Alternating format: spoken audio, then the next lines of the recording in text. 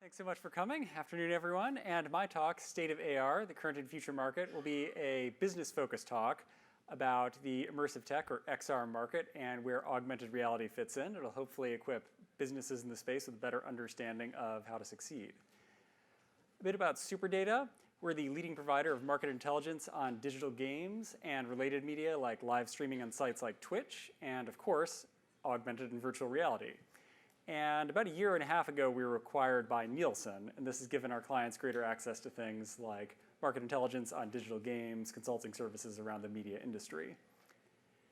I'm Carter, lead analyst on the Insights team and our main XR analyst. Here's my contact info. There is no need to take blurry photos of every slide. I will gladly share a copy of my deck with you. Just shoot me an email afterwards. And I'd be remiss if I didn't mention that we just launched XR Dimensions, which is our new interactive online dashboard, which has things like the top VR headset sales, augmented reality user numbers, and a lot of the stats I'm about to show you come straight from that. We're always looking for things like data partners and knowledge partners as well, so if either that arrangement or XR Dimension sounds interesting to you, don't hesitate to reach out. So without further ado, let's look at immersive tech and where augmented reality fits in. So if you look at the market, the immersive tech market, you can see it went from $6.1 billion in 2019 and is set to grow to $14.9 billion by 2023. Now, as you can see here, we break the market down into three components: virtual reality, headsets that completely replace your view; mobile augmented reality, things like Snapchat or Pokemon Go; and augmented and mixed reality headsets, things like Magic Leap or HoloLens.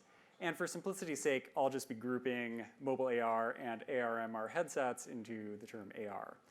These revenue figures also, I should note, encompass hardware sales, like headset sales, and consumer software revenue, so let's say the sale of games. They don't include things like advertising revenue or consumer software revenue, so just something to keep in mind. With that in mind, there's a few things I'd like to point out about the numbers themselves. You'll see at the bottom, VR has been pretty flat. But there was some growth in 2019, primarily around the launch of standalone headsets like the Oculus Quest. And similarly, we're going to see some growth this year, and we attribute most of that growth, a lot of that growth at least, to the upcoming game Half-Life: Alyx, which is coming next month, and we expect that'll drive both software revenue, and we've already seen headsets like the Oculus Quest and Valve Index sell out in anticipation for this game. So it's really important to note that it took accessible devices and killer apps to drive VR, and I think it's going to require the same thing to drive augmented reality adoption going forward and revenue.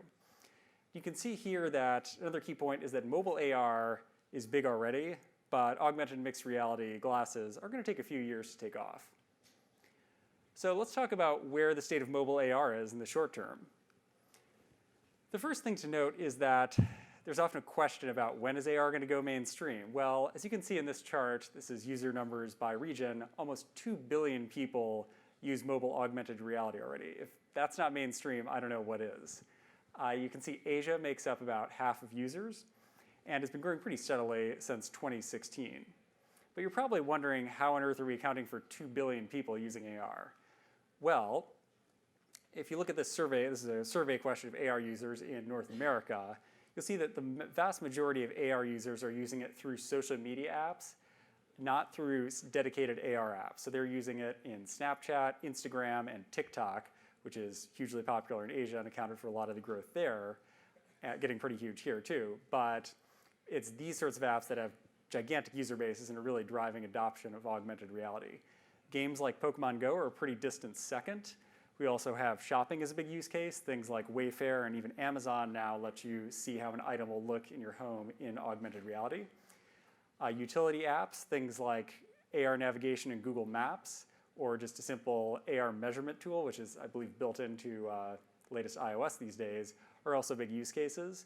You don't see dedicated AR media apps being as popular just because it's a bit of a barrier to get people to download a dedicated brand new app, especially when some of the novelty of AR has worn off after people have used it for a while. But AR is really becoming a seamless thing that's integrated into a lot of different types of apps.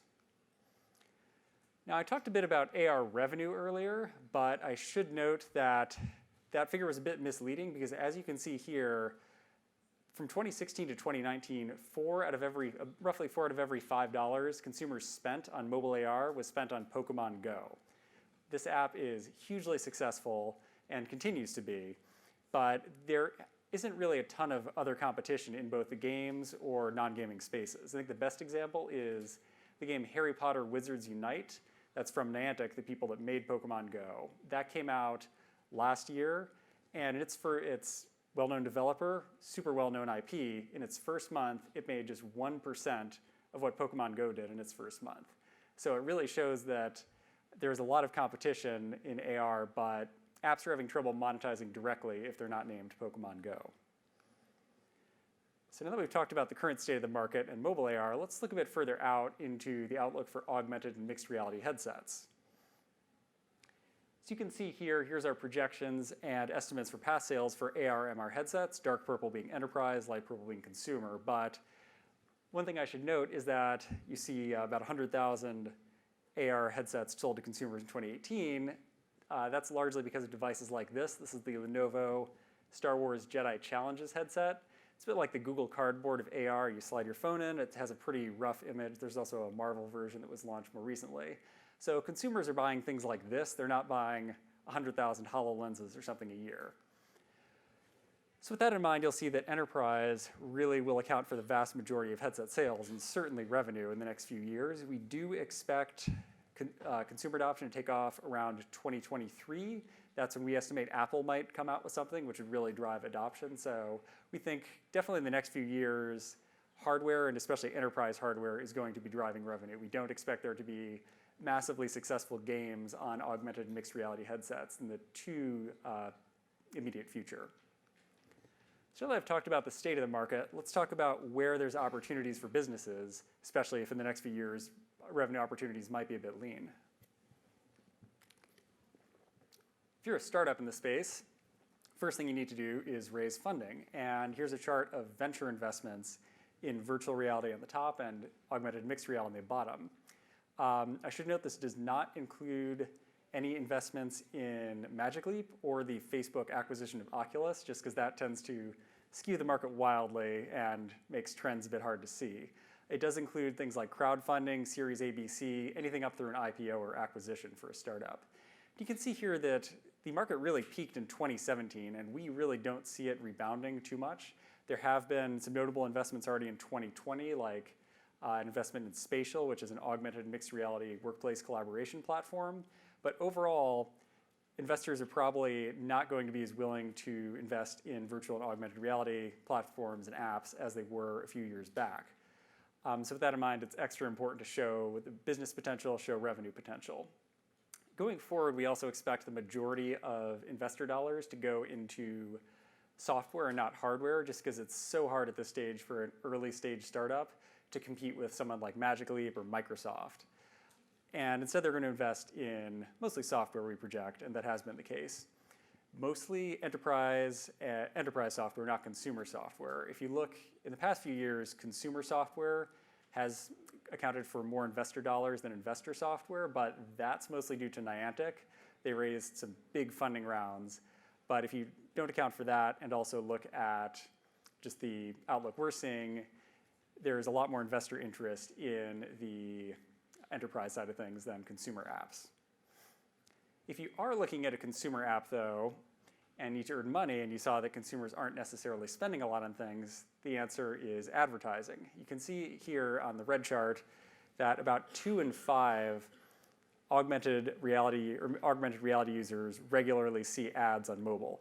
These might be things like Snapchat advertisements, things like that. And it would be bigger, but AR apps and social media apps are still trying to figure out how to advertise in using AR. We've seen things like, I believe in October, Instagram added a feature where you could try on something like glasses or makeup and move straight to a purchase page.